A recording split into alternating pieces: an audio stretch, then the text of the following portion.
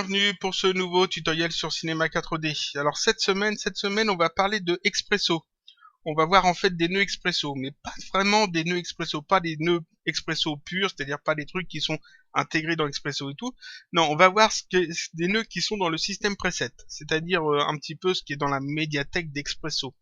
Donc des nœuds qui ont été ajoutés en plus, qui sont généralement des nœuds de script, c'est-à-dire des nœuds de script coffee dans lesquels on a déjà préparé du script pour que ces nœuds fassent quelque chose de particulier qui peut servir et qui donc améliore en fait les possibilités d'expression en général. Donc ceux qu'on va voir aujourd'hui, il y en a plusieurs, si je me trompe pas, il y en a 1, 2, 3, 4, 5, 6, il y en a à peu près 7.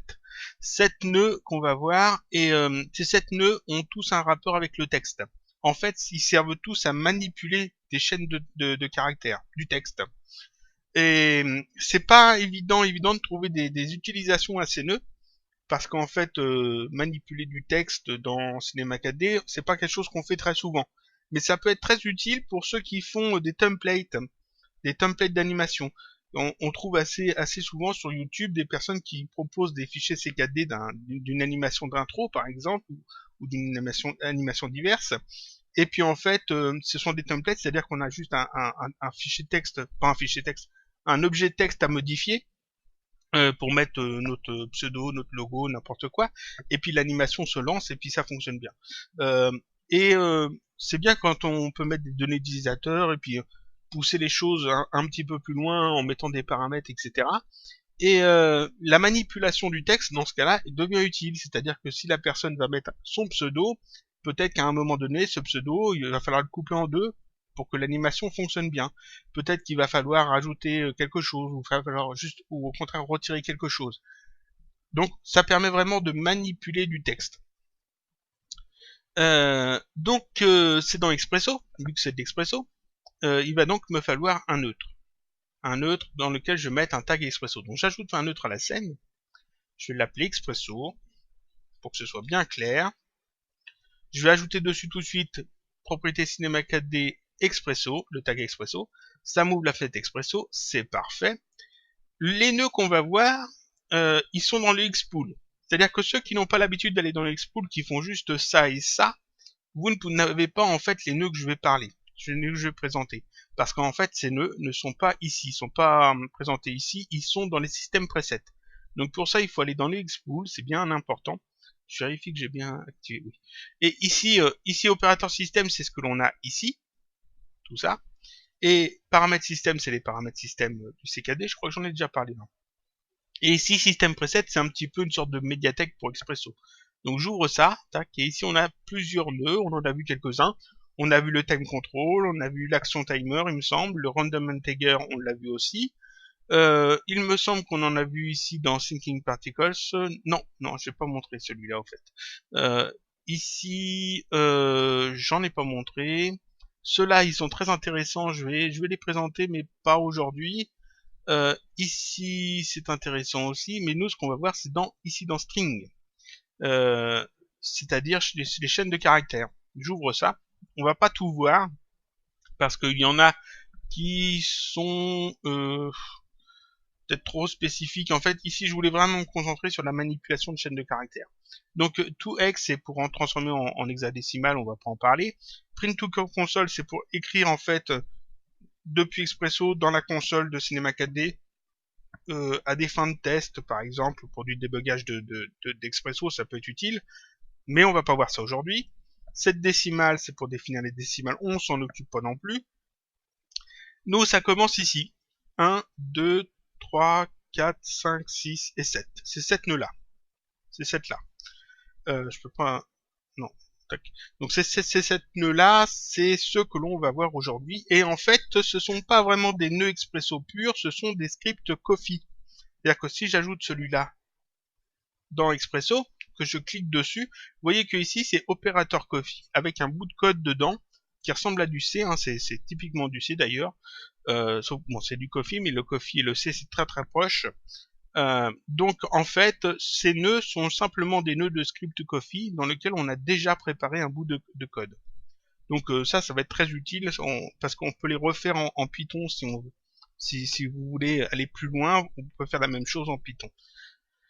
Donc ces nœuds qui ont été ajoutés, je crois, à la version 9.5 de CinemaKD. Il me semble que c'est la 9.5 que tous ces systèmes presets ont été ajoutés. Tous ces nœuds-là, ces 7 nœuds-là, permettent donc de manipuler des chaînes de caractères, c'est-à-dire du texte. Le texte dans CinemaKD, où est-ce qu'on va le trouver? On va le trouver par exemple dans des spline text. On va avoir besoin de taper du texte. Donc, quand j'ajoute une spline text, ici j'ai du texte. Donc ça peut être intéressant de travailler là-dessus.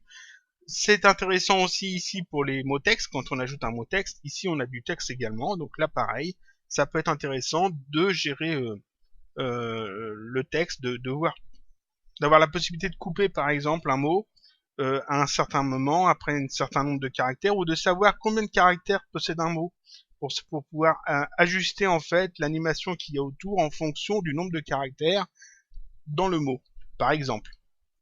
Donc tout ça, ça peut être intéressant, et c'est ce qu'on va voir aujourd'hui.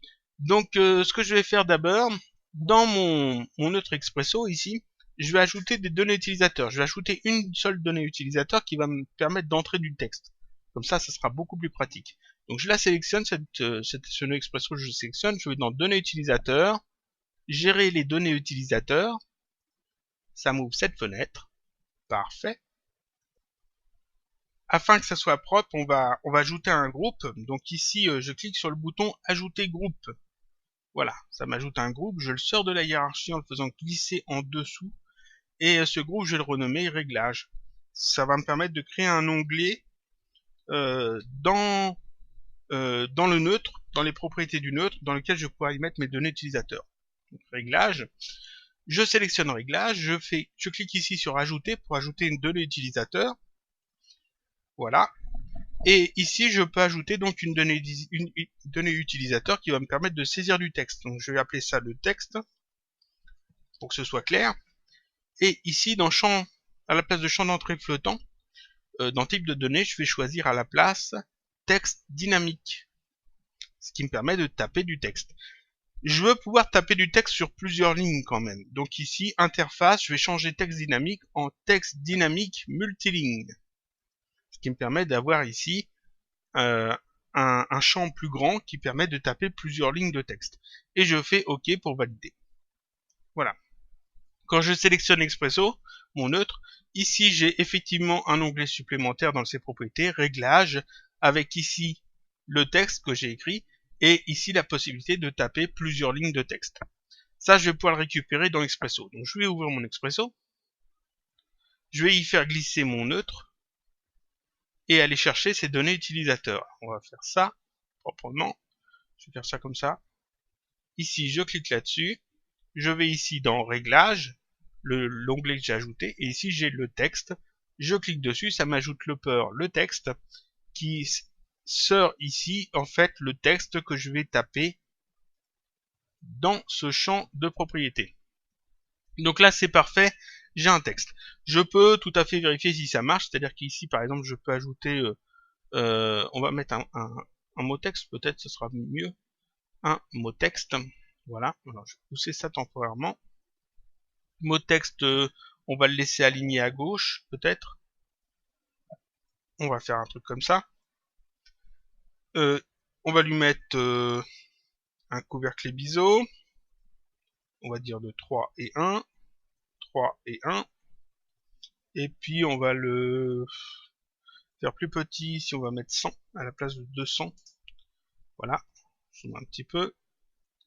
Et donc là, j'ai un texte qui s'affiche normalement. Et donc dans Expresso, je peux tout à fait maintenant ajouter mon mot texte, aller chercher ici, dans le petit carré bleu ici, la propriété qui permet d'entrer le texte. Donc ici, on va aller dans caractéristiques de l'objet et ici texte. Et si je relie les deux, tac, ce que je vais taper dans le paramètre ici Expresso, le texte, c'est ce qui va être écrit dans le mot texte. Si j'écris ici par exemple A, B, C, D, E, F, G, H, I, J, K, et que je valide, voilà, ici on peut voir que c'est effectivement le texte qui s'est mis dans le mot texte. Je le tape ici dans le Expresso, et dans le mot texte, le même texte se remet directement en place, parce que ici c'est relié dans Expresso. Donc ça c'est très bien. Donc ici, je peux manipuler du texte comme ça on savait déjà le faire. Je vais avoir besoin d'un résultat, histoire de voyez un petit peu mieux les choses. Je vais ajouter un résultat. Tac. Ce résultat, je vais le sélectionner. Et ici, dans type de données, je vais mettre texte. Donc c'est un résultat dans lequel on fait rentrer du texte et je vais le relier simplement ici à ma propriété, le texte. Ce qui me permet en fait de savoir ce qu'il y a décrit dans le texte ici, de manière simple, sans avoir à pousser ma fenêtre Expresso, sans avoir besoin de faire ça. Donc là, c'est parfait. J'ai donc un texte ici, dans mes propriétés de mon Expresso, de mon neutre Expresso, et je sais que dedans, c'est A, B, C, D, E, F, G, H, I, J, K. Très bien. Maintenant, voyons un petit peu les nœuds que l'on a à disposition.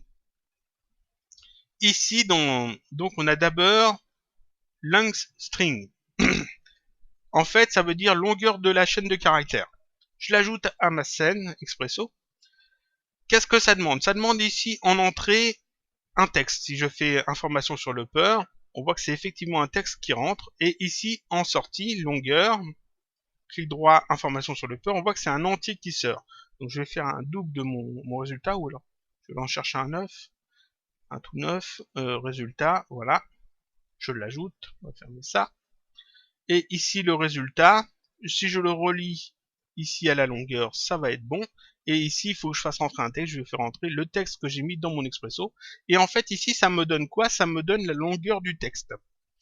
La longueur du texte, si on compte 1, 2, 3, 4, 5, 6, 7, 8, 9, 10, 11. 11 caractères, c'est effectivement ce que j'ai ici. 11 caractères, donc langstring permet de connaître en fait combien il y a de caractères dans le texte qu'on fait rentrer dans input-string. C'est tout bête, c'est tout simple. Si on clique sur langstring et qu'on regarde en fait le code Coffee qu'il y a ici, c'est simplement du code C en fait, en gros, hein, c'est un petit peu ça. Enfin non, c'est du Coffee, hein, mais bon, il y a pas mal de commandes qui seront typiquement du code C, vous verrez. Donc ici, ça dit simplement que la longueur, c'est égal à la taille de la input string, ce qui rentre dans input string, c'est-à-dire le texte, tout bêtement. Donc ça nous sort ici le nombre de caractères qu'on a dans le texte. Ça peut être très intéressant parce que comme j'ai dit, dans certains templates, par exemple, vous allez mettre des données utilisateurs pour que la personne puisse taper son pseudo ou le nom de sa chaîne YouTube peut-être ou n'importe quoi. Et puis ensuite, dans votre animation, tout doit concorder en fonction de la taille de ce texte. Alors la taille du texte, généralement, on va plutôt aller chercher la taille de l'objet avec ici le nœud boîte que j'ai déjà dû montrer. Mais si vous avez besoin de savoir combien il y a de lettres dans le texte, ça peut être très important justement de pouvoir utiliser ce nœud-là qui va justement nous calculer le nombre de lettres. Si par exemple il faut couper le mot à la moitié, vous savez qu'ici il y a 11 lettres, donc vous pouvez après couper ce 11 en deux et puis ensuite tronquer le texte assez facilement avec les nœuds qu'on va voir ensuite. Donc ça sert juste en fait à savoir combien il y a de lettres dans le texte, tout bêtement. Donc je vais essayer de peut-être de décaler un petit peu les choses afin que ça soit assez clair. On va essayer de faire ça comme ça pour que ce soit pas trop fouillis. Là, comme ça. C'est bien là, ça a l'air d'être assez clair. J'espère. On va bien voir. Deuxième nœud qu'on va voir, qu'on regarde aujourd'hui, left string. Chaîne de caractères à gauche. Gauche, chaîne de caractères. En fait, ce nœud, c'est aussi un nœud ici, vous voyez, Coffee. Ce nœud permet simplement de récupérer la partie qui est à gauche du texte. C'est-à-dire le texte qu'on a tapé, A, B, C, D, E, F, G, H, I, J, K, on va seulement prendre ce qui est à gauche.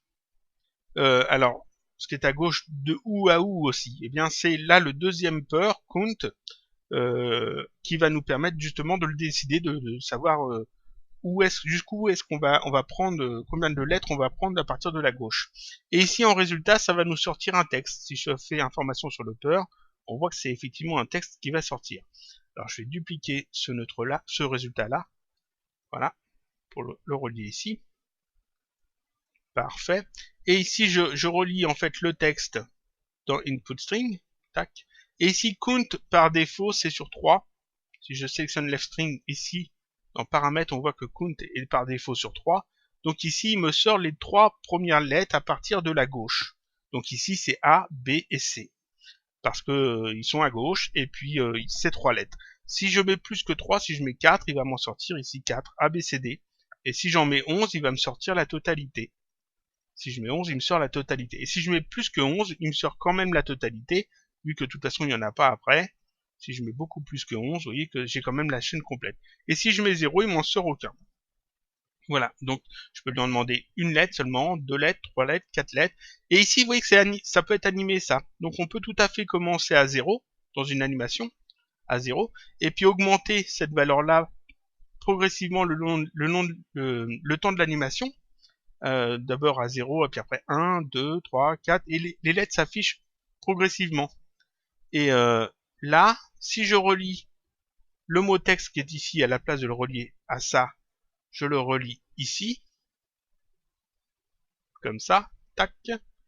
Ici, j'ai seulement ABCD, parce que ici, dans le left string, c'est 4. Si j'augmente ça progressivement, alors je le remets à 0, donc j'actualise quand même. À 0, j'ai rien. Et si j'augmente progressivement, A, B, C, D, E, F, etc. Et comme ça, je peux afficher progressivement les lettres avec Expresso, avec ce nœud-là tout bêtement. Donc ici, je vais laisser 3, c'était bien 3. Là, je le tape directement ici dans les paramètres de leftString, mais vous voyez que ici, on peut rattacher ici à count n'importe quoi qui va nous sortir une valeur numérique.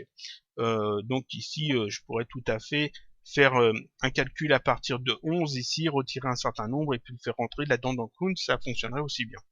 Donc ça, c'est pour prendre en fait les caractères qui sont à gauche de notre chaîne de caractères, et combien on prend, donc on l'indique simplement. Et ça nous sort en fait ici en résultat le nombre de caractères que on lui a demandé à partir de la gauche. Ça, c'est left string. C'est assez simple. Hein. Ensuite, ici, right string, c'est exactement l'inverse. Left, c'est gauche, right, c'est droite. Donc ça fait la même chose, mais à partir de la droite. Donc ici, je désactive le mot texte de ça. Je reprends ici un même résultat que je relie à ça. Je relie ici input string au texte. Tac. Et là, vous voyez que ça me sort IJK, parce que là encore, par défaut, dans right string, le count est à 3.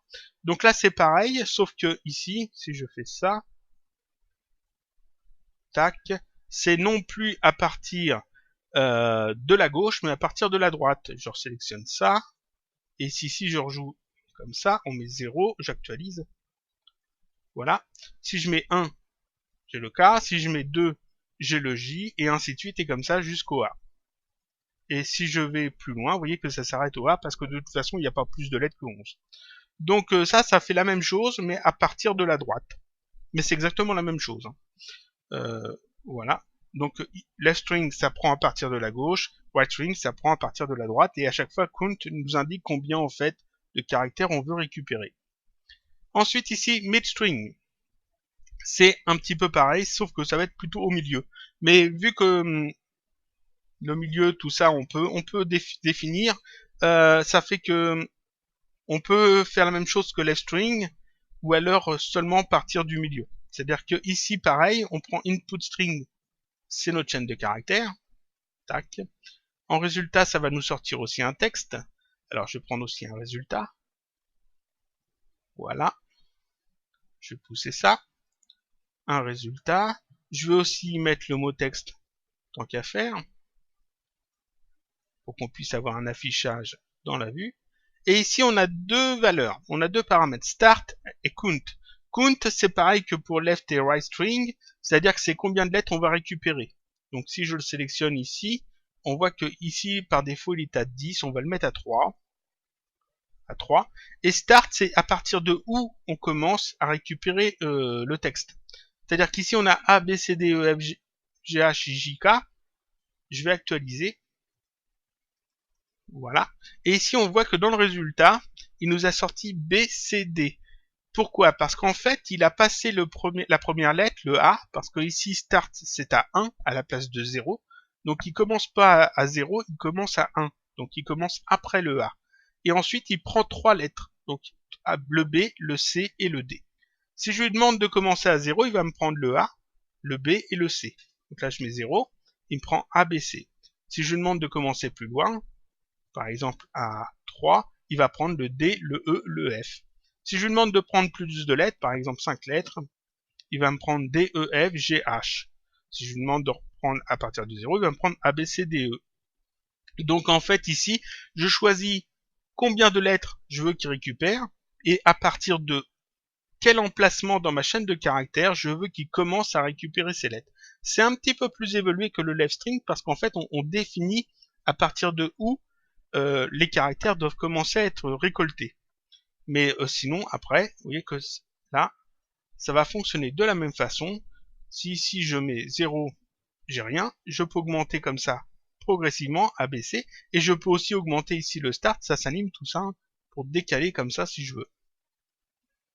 Voilà. Et puis je peux demander de prendre seulement une lettre, et puis décaler comme ça si je veux aussi. Comme ça, il va me passer toutes les lettres de ma chaîne de caractères progressivement. Alors ici, on va dire à partir de 3, on va prendre 5 lettres. Voilà, c'est parfait. Donc ça, en fait, midstring, ça permet donc de prendre une chaîne de caractères au milieu d'une autre, tout bêtement. C'est assez simple à comprendre, je pense. On va voir la suite. La suite est assez intéressante. Insert string. Tac. Ça, ce nœud-là ne permet pas de prendre en fait des caractères dans une chaîne existante, mais va permettre de remplacer des caractères d'une chaîne existante par d'autres. Par exemple ici, le texte on le fait rentrer dans string 1, ici, l'équivalent d'input string dans les autres. Le résultat ici, ça va être, si je me trompe pas, un texte. Voilà, un texte. Donc ici, j'ai encore besoin d'un résultat texte. Voilà, on va d'ailleurs aussi reprendre peut-être le mot texte. Ah, ça bien. Le mot texte, on va le mettre dessus, ici. Paf. Ici, qu'est-ce qu'on peut remarquer le résultat, c'est A, 1, 2, 3, 4, F, G, H, I, J, K. Pourquoi 1, 2, 3, 4 ? Parce que si je clique sur insert string et que je regarde ici, la string 2, c'est-à-dire ce qui rentre ici dans string 2, c'est 1, 2, 3, 4. Et la position ici, c'est 1. C'est-à-dire qu'ici, insert string va prendre le premier texte, celui qui rentre dans string 1, et puis il va regarder la position, donc 0 c'est-à-dire avant le A, 1 c'est après le A, 2 ça va être après le B, 3 ça va être après le C, etc. Et puis à partir de cet endroit, de cette position, il va y ajouter la string, la chaîne de caractères que l'on indique ici.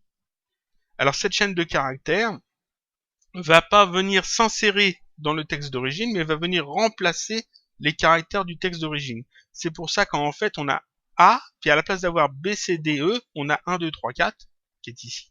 Et après, à la place d'avoir B, C, D, E qui reprend, on a F, G, H, I, J, K. Donc ici, je pourrais par exemple mettre à la place X, Y, Z, tac, comme ça, et j'actualise peut-être quand même, parce que sinon on va rien voir que dalle. Voilà. Et ici, vous voyez que comme j'ai mis X, Y, Z, ça me met A, X, Y, Z, et après E, F, G, H, I, J, K. Parce que je commence à partir ici de la position 1. Si je mets à partir de la position 0, ça va me remplacer le ABC par X, Y, Z. Donc ici, si je mets 0 et que j'actualise, ce serait bien de pouvoir actualiser automatiquement. Voilà, X, Y, Z à la place de ABC. On le voit, comme j'ai relié ça au mot texte, on voit que ici, pareil, ça l'a changé ici aussi. Et donc si je sélectionne ce nœud et que je vais dans ces paramètres ici, je peux modifier ça, et ça, encore une fois, je peux les animer, et donc ici, je peux jouer avec la chaîne de caractères. Par exemple, le X, Y, Z, je peux le décaler, comme ça, progressivement. Alors, je pourrais tout à fait faire un truc comme ça, si je veux. Tac. Voilà. Ici, je commence à 0. Tac. Et puis, en augmentant ça, tac, tac, tac, tac, tac, tac, tac. Comme ça. Ou alors, je peux faire l'inverse. On pourrait tout à fait faire ça, et puis, ici, je suis à 9, je redescends progressivement, tac, tac, tac, tac, tac, tac. Je pourrais à la place mettre seulement un caractère, juste un point par exemple, un point qui se déplace comme ça. On pourrait mettre un caractère souligné, pourquoi pas. Voilà. Et donc, vous voyez qu'à chaque fois, ça remplace la lettre par le caractère que l'on indique ici, tout bêtement. Ici, on peut mettre beaucoup de caractères, comme ça, 10, 11, 12, tac. Vous voyez que ici, ça va jusqu'à 10 parce que en fait, ça ne dépasse pas la chaîne de caractères de base. Donc ici, j'ai jusqu'à 9. Après, le 1, c'est le 10e caractère. Le 0, c'est le 11e caractère. Et ici, on voit que par la chaîne de caractères de base, il y avait 11 caractères. Donc ici, les numéros que j'ai mis après le 0 sont en trou. Ils ne seront pas affichés. Ça ne va pas modifier le nombre de caractères de la chaîne de caractères de base, mais ça va juste les remplacer. Donc en faisant ça, je peux quand même ici jouer comme ça assez facilement avec tous ces paramètres là. Et ici on peut revenir sur, on va mettre x, y, z que j'avais mis au départ, et là on va mettre position, on va mettre 3. Voilà, ABC, x, y, z, gh, jk. Donc ça c'est answer string, ça permet donc de remplacer en fait un morceau de votre chaîne de caractères par un autre. Ça peut être intéressant, dans certains templates. On peut faire des choses sympas avec. Ensuite, on a FinString. FinString est assez puissant par rapport aux autres. Je l'ajoute. Ça permet de regarder si, dans une chaîne de caractères, une autre chaîne de caractères est présente. Alors, je vais désactiver ça. Ça, je vais le mettre de côté, j'en ai plus besoin pour le moment. Ici, en sortie, ça nous sort une position. C'est-à-dire, c'est pas un texte, c'est un numéro. Donc, je vais prendre un double de ce résultat. Voilà. Donc, un entier. Voilà. Ici, dans string 1, on affiche, on relie en fait notre chaîne de caractères, ici le texte. Parfait. Et dans string 2, là, ça me met moins 1, je vais vous expliquer après. Dans string 2, en fait, on met la chaîne de caractères qu'on recherche. Alors, si je sélectionne ça et que je regarde ses propriétés, ses paramètres, ici, la chaîne de caractères qu'on recherche, c'est D à partir de la 5e position. Parce que start, c'est aussi, c'est comme position ici. Alors forcément, là, c'était marqué position, là, c'était marqué start. Ça peut perturber un peu. Ils auraient dû mettre start partout ou position partout. Mais bon, c'est pas grave. Ici, donc start nous indique à partir de où on commence à chercher. Donc ici, à partir de la cinquième caractère. Donc, c'est pas le A qui sera le 1, c'est pas le B qui sera le 2, c'est pas le C qui sera le 3, c'est pas le D qui sera le 4, c'est pas le E qui sera le 5, on commence à partir du F. Parce qu'on a passé 5 caractères et on commence à partir du F. Et donc à partir du F, on regarde est-ce qu'il y a le caractère D. Et comme il n'y a pas le caractère D, ce nœud-là renvoie une valeur moins 1. Quand il ne trouve pas le caractère, ou la chaîne de caractères, parce que ça peut être une chaîne de caractères, il renvoie moins 1. Si par contre il trouve le caractère, il va non pas donner moins 1, mais la position où se trouve ce caractère. Par exemple, si je lui dis ici de commencer à partir de 0, donc avant le A, tac, et que j'actualise comme ma page, parce que sinon on n'a que dalle. Voilà, j'ai actualisé la page.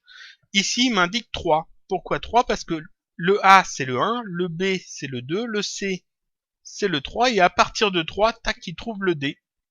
Et le D, c'est le caractère que l'on cherche. Donc ici, il m'indique que le D, et il a compté 3 lettres avant de trouver le D. Tout bêtement.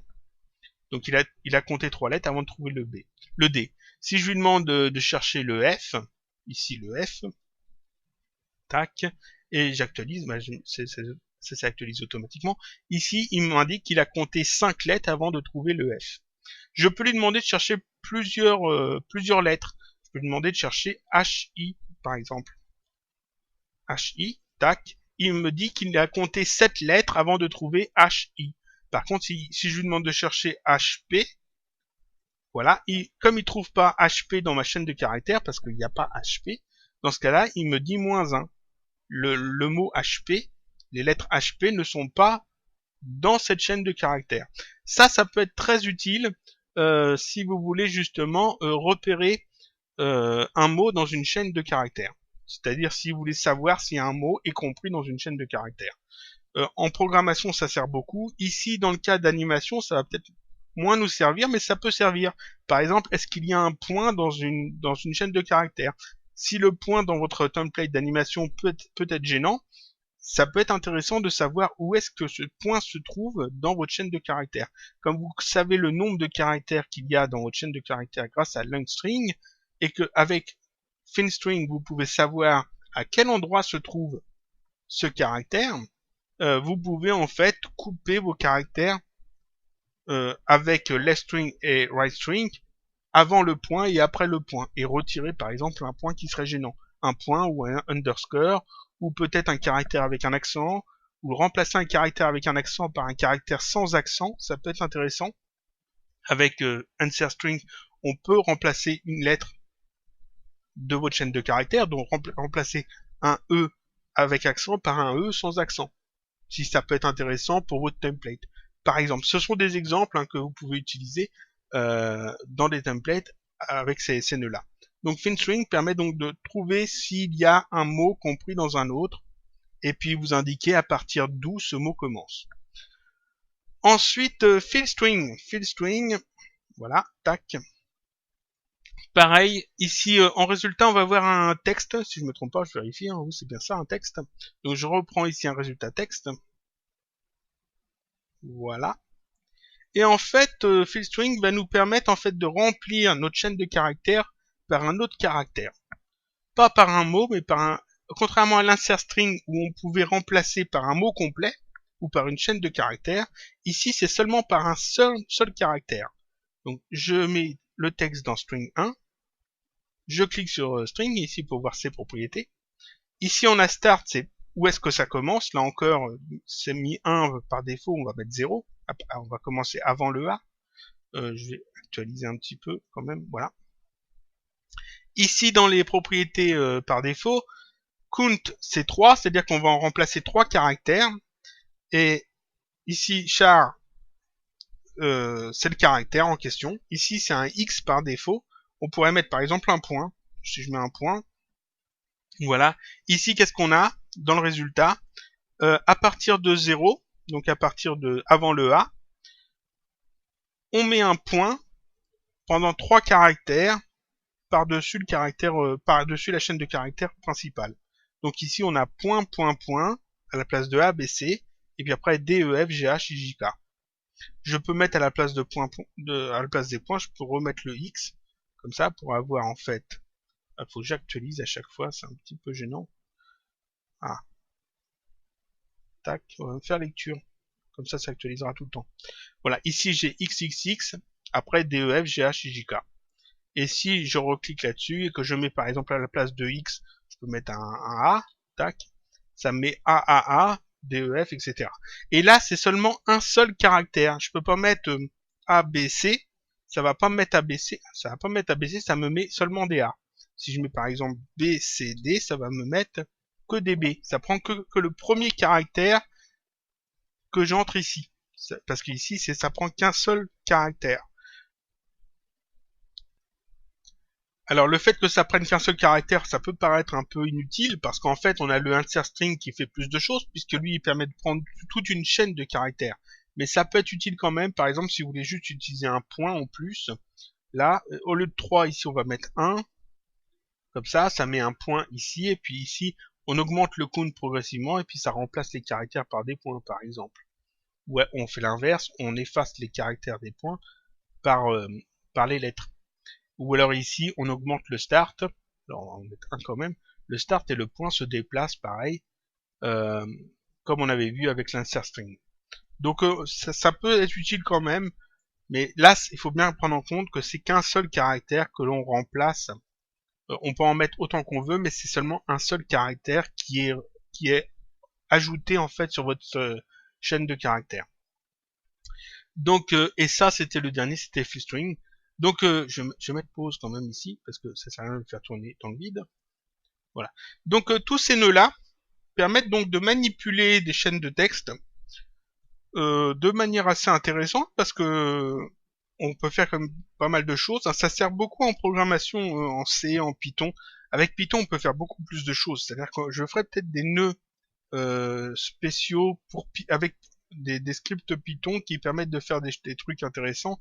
Et puis je ferai peut-être ça en vidéo. Il faut juste que je pense à quoi faire. Mais ça peut être très intéressant, surtout pour les templates, comme je l'ai dit.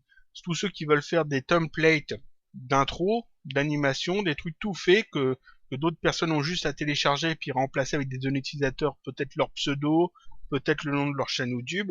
Et puis si vous avez besoin justement de gérer un petit peu les textes qui seront rentrés, parce que en fait vous savez pas à l'avance qu'est-ce que les gens vont taper, ça peut être intéressant de pouvoir justement tronquer un mot, de dire là par exemple, avoir deux mots texte à la place d'un seul. Le premier on va l'appeler A et le deuxième on va l'appeler B.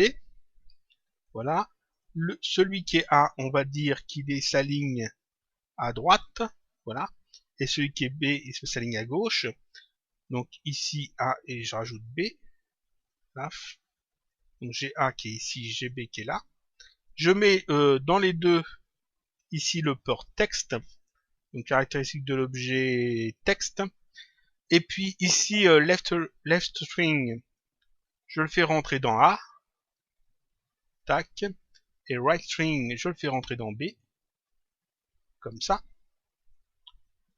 On va actualiser. Tac. Et ici, qu'est-ce que j'ai? Alors, right string, il faut quand même que je mette ici quelque chose. On va mettre 3. Voilà, 3. Ici, qu'est-ce que j'ai? En fait, dans mon expresso, j'ai A, B, C, D, E, F, G, H, J, K. Mais seulement pour le A, je prends seulement A, B, C, seulement les 3 premières lettres. Et pour le B, je prends seulement les 3 dernières. Alors, comme je sais que j'ai 11 lettres, imaginons que j'ai un peu plus, j'en ai 12. Pour que ce soit plus simple, je vais rajouter L. Voilà. Et puis que je sais que j'ai 12 lettres, je peux couper ça en deux et puis dire que faire entrer ces valeurs coupées en deux. Donc 6 ici et 6 ici. Donc à la place de 3 ici, je mets 6. Et puis ici, je mets 6 aussi. Tac. Alors on peut faire ça automatiquement avec Espresso, avec le nœud calculé, hein, forcément. Et là, en faisant ça, en fait, la valeur que je rentre ici dans Expresso est tronquée en deux éléments que je peux séparer et animer séparément. C'est-à-dire que la personne qui utilise le template tape seulement une seule fois son pseudo, son nom de sa chaîne, et dans l'animation, vous pouvez quand même animer la moitié du mot. Vous n'avez pas besoin d'animer ici le texte, de demander à la personne de taper d'abord le début de son pseudo, puis de taper après la fin de son pseudo dans un autre mot texte. Vous le faites automatiquement avec Expresso. C'est-à-dire qu'ici, il tape qu'une seule fois le nom de sa chaîne, son pseudo, n'importe quoi, et vous utilisez Expresso pour couper ce qu'il a tapé en plusieurs parties. Ici en 2 parties, mais ça pourrait être beaucoup plus de parties parce que on a vu qu'avec midstring, on peut récupérer un certain nombre de caractères à partir d'un certain emplacement dans cette chaîne de caractères. Ici, on récupère par exemple D, E, F, G, H. Donc, on pourrait tout à fait faire 3 mots texte avec le premier qui récupère le début, le deuxième qui récupère la fin et le troisième qui va récupérer le milieu du mot. Et donc avoir comme ça, sur une même chaîne de caractères, plusieurs mots texte qui vont être simplement un découpage de cette chaîne de caractères. Un petit truc que je dois dire avant d'arrêter la vidéo, parce que là je pense que j'ai tout dit sur ces nœuds, il n'y avait pas grand chose à dire. Une petite chose à dire, c'est que vous voyez que ici résultat c'est marqué 12. J'ai 12 caractères. Et si on regarde là, il y a effectivement 12 caractères. Donc là, c'est bien 12 parce que j'ai tapé 12 caractères. Si je mets un espace, l'espace compte comme un caractère. Il faut que j'actualise quand même. On va faire ça, on voit bien. Ici, c'est 13. Tac. C'est passé à 13. Pourquoi? Parce que j'ai rajouté un espace. Et l'espace compte comme un caractère. Si je retire l'espace, je vais repasser à 12. J'actualise.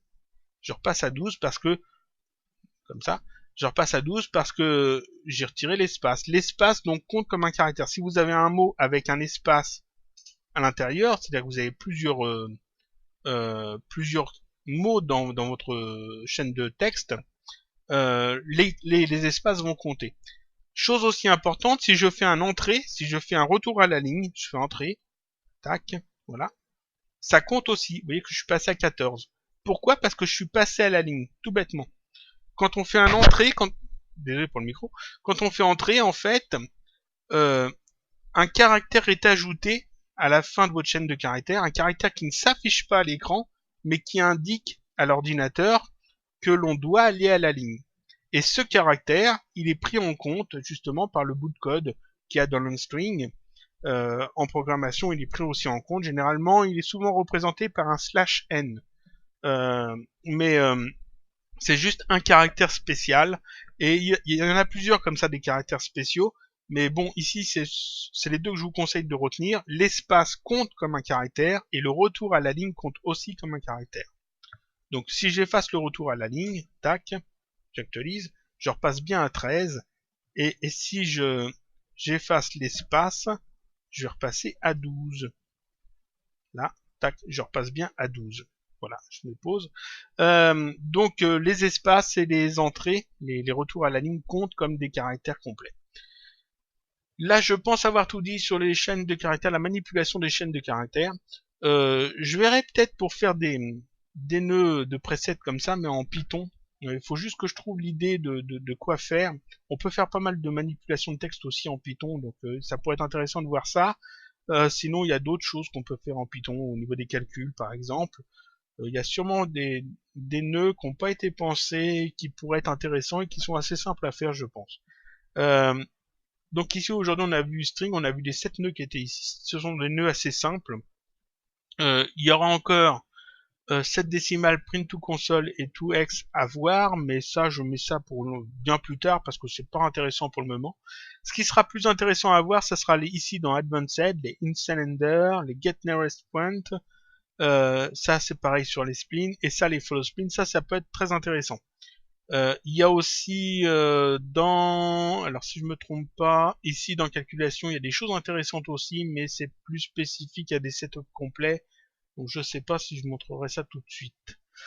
Donc Advanced, c'est je pense celui que je ferai peut-être par la suite, pas pour la prochaine fois, mais je vais mettre ça de côté. Et puis voilà. Et puis c'est tout, j'avais rien d'autre à dire. Je vérifie dans mes fiches. Non.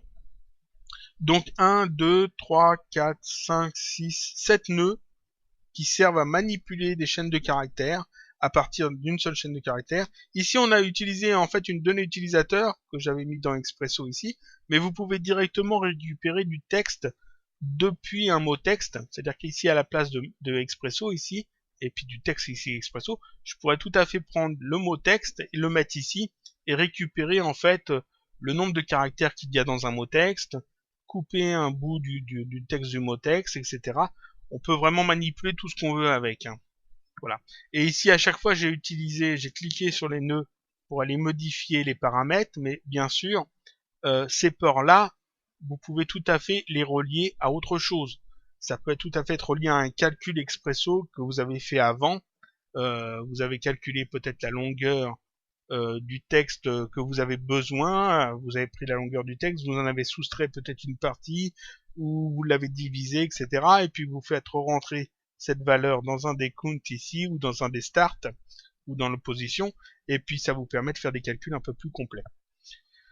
Voilà, c'est tout pour aujourd'hui. Alors cette scène-là, cet expresso-là qui comprend un petit peu tout, je pense, tous les nœuds, je vais le sauvegarder et le mettre sur le blog si vous voulez le fichier CKD en même temps que vous regardez la vidéo.